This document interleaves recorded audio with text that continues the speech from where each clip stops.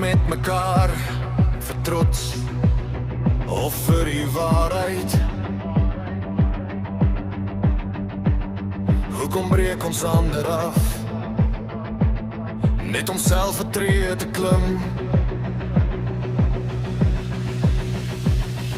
Die lewe draai soos wiele, elke keuse laat 'n spoor.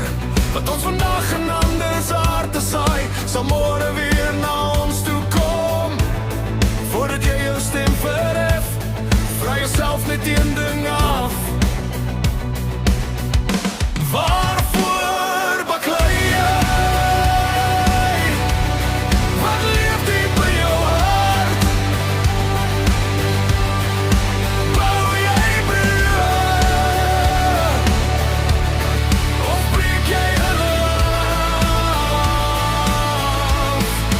Waarvoor staan jy,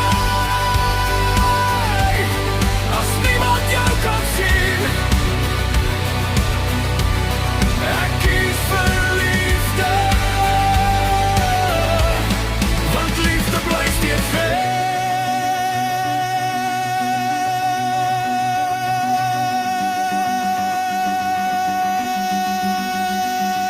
Ons dra almal ons eie laste, pakkie swaar, party stil. Maar as ons dit saam kan dra, word die pad 'n bietjie ligter. Jy kan nie altyd kies wat die lewe vir jou bring, maar jy kan altyd kies wie jy vandag sal wees. As kind leer ons baie dinge, maar eendag kies ons self. Dis nie meer iemand anders wat besluit wie ons sal word nie. Elke woord, elke daad, elke tree is nou ons eie keuse. Nog 'n woord, nog 'n muur wat tussen mense staan.